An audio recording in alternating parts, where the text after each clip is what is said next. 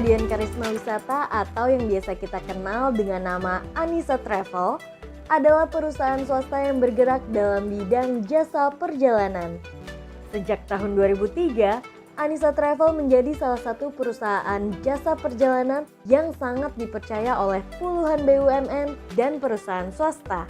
Hal ini dibuktikan oleh rekam jejak Anissa Travel yang memiliki 22.000 jamaah dan lebih dari 500 paket perjalanan wisata.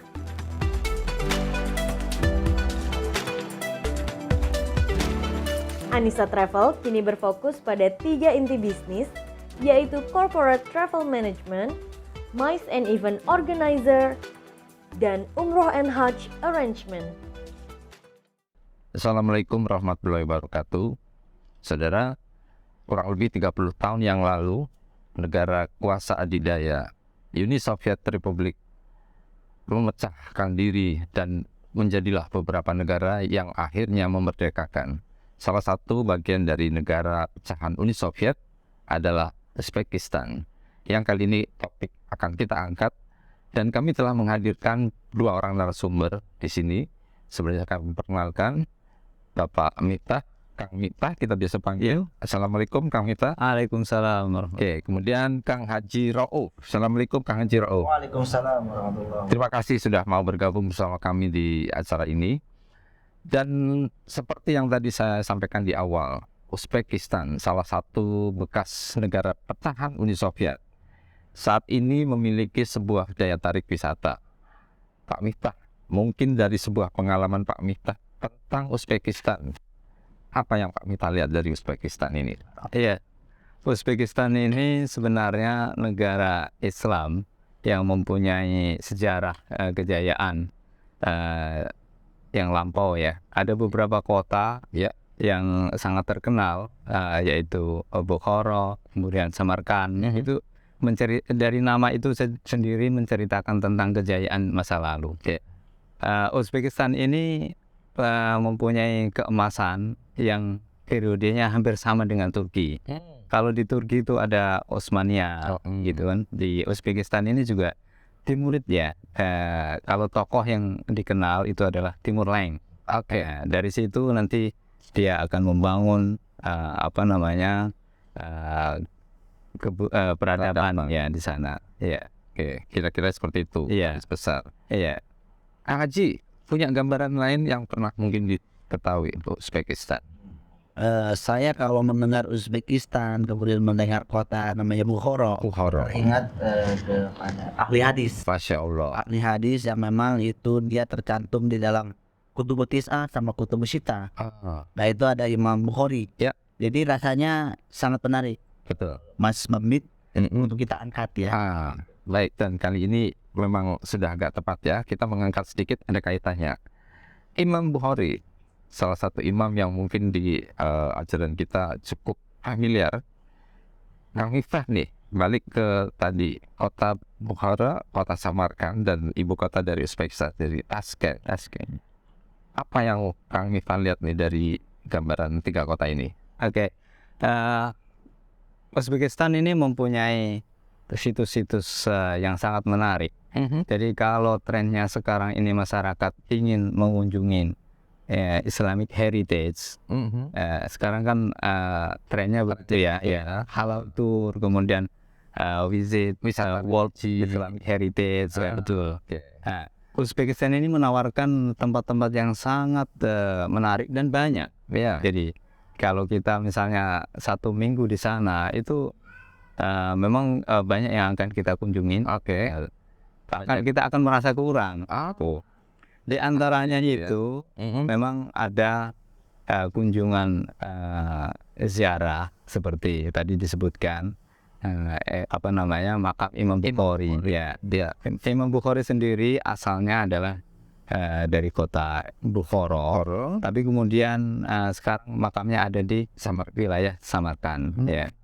Ada banyak sekali selain itu, misalnya Museum Timur Leng, kemudian ada Registan Square, kemudian bahkan ada komplek makam yang sangat menarik yaitu Tahizinda.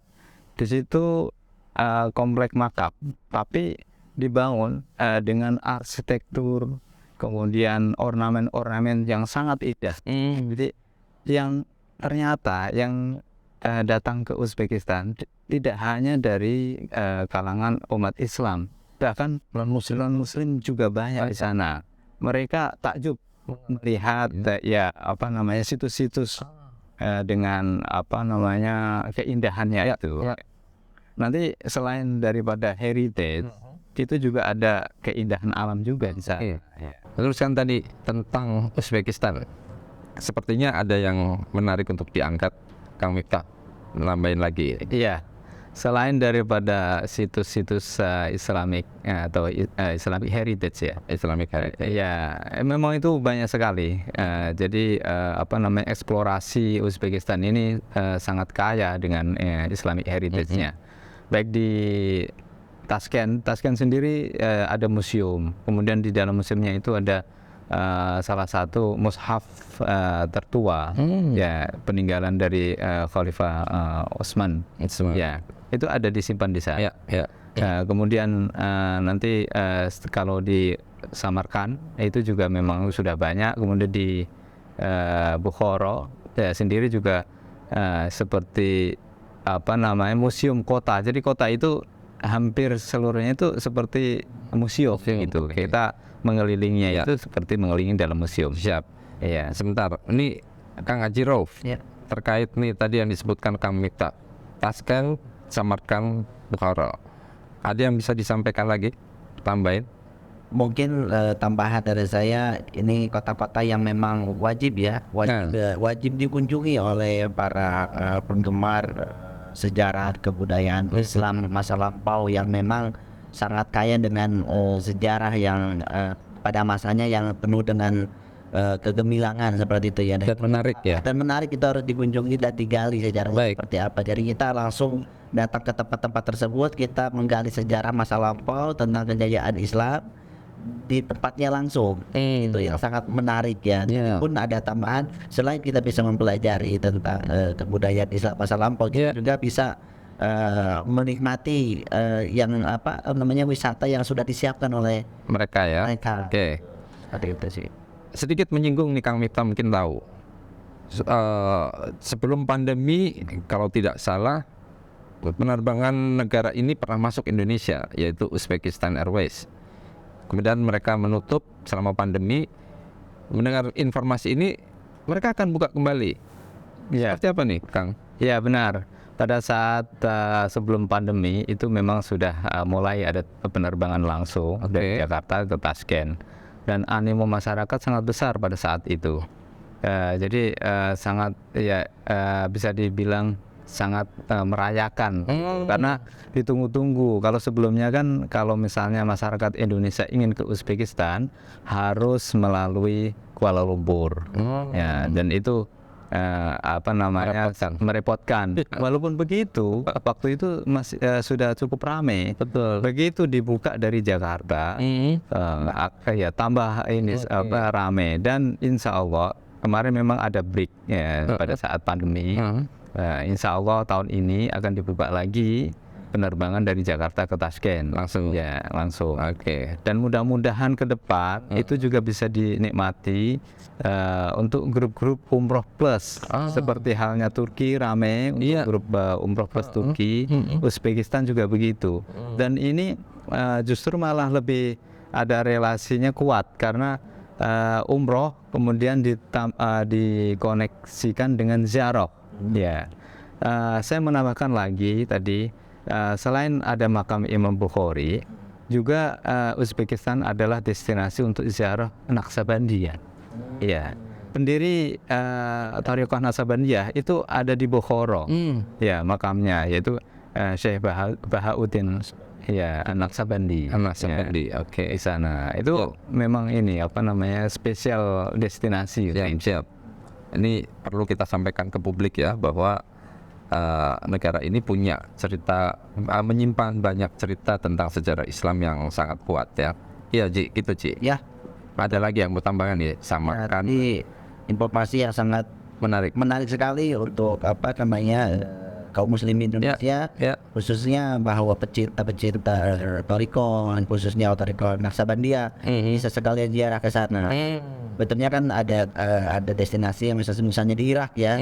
Nah ini mungkin salah satu opsi menarik buat para jamaah nanti umroh yang akan disandingkan ya dengan ziarah, khususnya ziarah Imam Bukhari, ya juga ke ziarah ke Syekh Naksabandi, yang para pencintanya. Mungkin ini sangat bermanfaat ya bagi para bisa pecinta, menjadi ini nih masukan ya buat mereka penyelenggara umroh dan haji.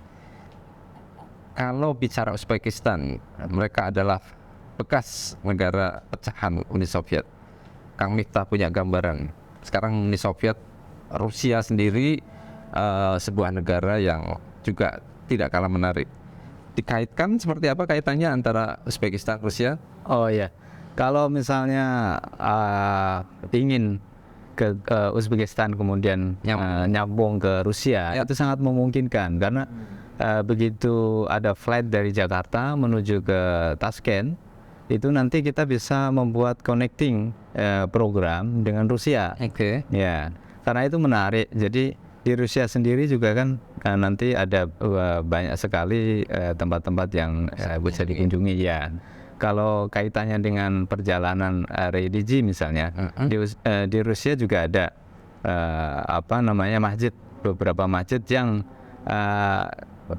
salah satunya itu menjadi kebanggaan kalau untuk orang Indonesia ya. Di Saint Petersburg ya, itu ada Masjid Biru ya. Masjid Biru atau juga dikenal dengan Masjid Soekarno ya. Nah, itu menarik sekali karena memang ada peran dari Presiden Soekarno dengan pembukaan masjid itu sendiri ya. Yang baik, ini kan ada ceritanya di balik dari sebuah masjid itu ya. Kita simpan dulu. Belum, jangan diceritain nanti. Jangan. Ceritanya harus ditutur ya. Ini jangan diceritain. Makanya saya banyak simpan dulu supaya tidak terlalu banyak dibuka. Tapi banyak yang kita harus sampaikan sebagai bahan informasi. Tadi nyinggung, ini kan kalau umroh bisa nyambung Tashkent. Kemudian Kang Miftah nyambung ketika ke Uzbekistan, bisa kok nyambung ke Rusia. Punya gambaran tentang Rusia, Ci? Kalau saya bicara Rusia pada tahun-tahun ini, orang Indonesia itu sangat bangga ke Rusia ya. Karena salah satunya ya sekarang kita tahu ya Rusia sedang berkonflik dan salah satu negara di sana. Nah itu Indonesia itu gimana ya, sangat aktif pendukung ya, kayak mendukung gitu. Tapi memang di balik itu, di balik ramainya di sosial media tentang Rusia, ada juga mungkin kelompok-kelompok yang memang yang kontra juga ya, baik pro dan kontra mungkin untuk rakyat Indonesia.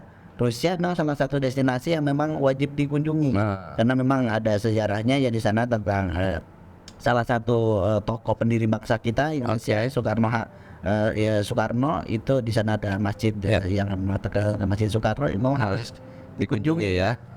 Itu sangat menarik. Kang Miftah punya masukan nggak? Kalau saya menggambarkan setelah dari Uzbek saya mau ke Rusia. Sebuah masjid yang punya sejarah dengan Indonesia ada di Saint Petersburg. Tentang masjid, Moskow sendiri punya masjid yang Kang Miftah tahu? Ya, selain jadi program itu dikemas dari Uzbekistan menuju ke Rusia itu ke Saint Petersburg dulu. Kemudian dari Saint Petersburg nanti akan menikmati pengalaman naik kereta cepat ya ke Moskow.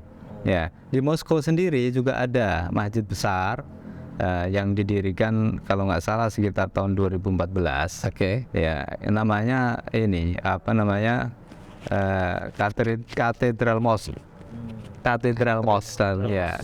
Nama gereja. Iya betul. Jadi disebutnya di sana begitu. Ya, itu besar sekali dan diresmikan langsung oleh pemerintah. Ya, Presiden Putin. Kita harus salut dengan Putin ya, bahwa di kancah yang sangat sekarang berkonflik ya dengan negara tetangga, tapi buat agama Islam ada satu kontribusi yang diberikan. Ini kita harus patut angkat topi lah. Rusia ada Saint Petersburg, Masjid Soekarno, ada Masjid Agung di Moskow. Punya gambaran lain tentang Rusia, Nah, kalau saya kan suka mengikuti ya berita yang memang sekarang sedang viral. Oke. Ada namanya satu daerah yang memang mayoritas berpenduduk Muslim di Rusia, dan itu apa namanya, mereka itu sangat religius. Siap. Mungkin nanti bisa dijelaskan oleh Klunya aja, kotanya atau daerahnya namanya. itu Dagestan. Dagestan. Ini mungkin Oke. salah satu memang wilayah yang memang berada di apa namanya, di Rusia, Ya. masuk Ya. apa namanya, kota apa khusus ya, daerah khusus yang memang dari pemerintahan pusat itu sangat mendukung penuh. Ya, kita dengar gitu ya. Hampir mungkin dikatakan 99% tuh penduduknya Muslim. Muslim. Oke, Dagestan. Itu Kita catat ini. Itu kalau kita bisa sampai ke sana tuh, Ya. mengunjungi ke sana itu mungkin sangat menarik ya. Betul, betul. Apa namanya, dipelajari dan Ya. diteliti kembali Oke. sejarah-sejarahnya seperti itu. Ini artinya kan negara ini juga menyimpan banyak cerita dan banyak Muslim yang ada di dalam Rusia, Kang Miftah ya. Iya benar. Di Dagestan. Ada tempat lain selain Dagestan? Iya ada. Jadi memang Rusia ini tidak ini ya, apa namanya, mendukung lah ya Muslim yang ada di sana. Ya. Jadi ada kota namanya Kazan. Kazan itu juga apa namanya, mayoritas Muslim ya, dan tidak terlalu jauh dari Moskow atau Saint Petersburg. Jadi biasanya itu program juga bisa dibuat selain Saint Petersburg, kemudian Moskow, kemudian Kazan. Oke. Itu di sana juga ada masjid besar. Kemudian kita bisa berbaur melihat budaya lokal. Ya. Ya, itu menarik sekali. Baik. Ini ada hal yang cukup membuat kita juga penasaran ya. Kazan, Dagestan, saya dapat informasi baik kereta transportasi yang disediakan juga cukup memadai. Ada kereta. Tadi Pak Kang Miftah menyebutkan kereta cepat. Kalau tidak salah namanya Sapsan ya. Ya, Yang menghubungkan Saint Petersburg dengan Moskow. Dan juga kereta-kereta lain reguler yang menghubungkan dari kota Moskow ke beberapa kota, salah satunya ke Dagestan dan juga Kazan. Kang Miftah, nih Kazan, ada sesuatu cerita yang menarik bisa disampaikan di sini? ya. Kalau Kazan sendiri ya memang ini ya, apa namanya, kota dengan mayoritas Muslim. Muslim aja. Ya. Jadi kita ingin melihat apa namanya, komunitas Muslim di negara komunis. Nah, ini yang menarik ya, bahwa di kemegahan orang menyebut Rusia dengan dalam kutip komunis, tapi tersimpan bagian atau ada daerah-daerah yang populasinya Muslim. Oke. Mau nambahin Ji sebelum saya akhiri ini? Cukup Menarik ya. cukup menarik. Oke. Pokoknya kalau dari saya ya cukup menarik untuk dikunjungi. Baik. Jangan terlewatkan untuk Baik. bisa berkunjung, berwisata, menikmati tadabur alam sekaligus mengungkap sejarah ini. Siap. Oke. Sebelum saya tutup, mungkin menambahkan apa yang disampaikan Kang Miftah dan Kang Haji Rauf, bahwa bukan hal yang tidak mungkin ketika kita bisa mengunjungi Uzbekistan, kita juga bisa mengunjungi Rusia. Dan salah satu yang menarik dari dua negara ini adalah terhubungkan dengan satu penerbangan yang saat ini sedang menuju ke Indonesia, yaitu Uzbekistan Airways. Kang Haji Rauf, terima kasih untuk waktu dan kesempatan yang diberikan kepada kami di sini. Kang Miftah juga terima kasih Sama-sama. sudah menghadiri di sini. Dan saudara, bukan tidak mungkin ketika kita membuat satu paket perjalanan, mencoba memunculkan atau mengedepankan sesuatu topik ataupun hal yang menarik dari satu kunjungan tersebut. Uzbekistan dengan sebuah cerita banyak peninggalan Islam di sana, Tashkent, Samarkand, dan Bukhara. Dan saat ini kami telah mengakhiri satu diskusi ringan tentang Uzbekistan dan Rusia. Mudah-mudahan ini bermanfaat, dan silahkan kalau akan melakukan perjalanan, jangan lupa ada salah satu penyelenggara yang sudah siap untuk menyertakan Anda menuju Uzbekistan dan Rusia. Anissa Travel siap untuk melayani Anda apabila Anda ingin mengunjungi Uzbekistan dan Rusia, karena Anissa Travel menyediakan sebuah paket menarik dengan harga yang terjangkau. Kunjungi website dan situs Anissa Travel ataupun Instagram Anissa Travel, dan juga Geraha Anissa di Jalan Lenteng Agung Raya nomor 8A, Jakarta Selatan. Terima kasih sekali lagi Kang Hajiro, Kang Miftah sudah hadir. Kita tutup. Assalamualaikum warahmatullahi wabarakatuh. Waalaikumsalam warahmatullahi wabarakatuh.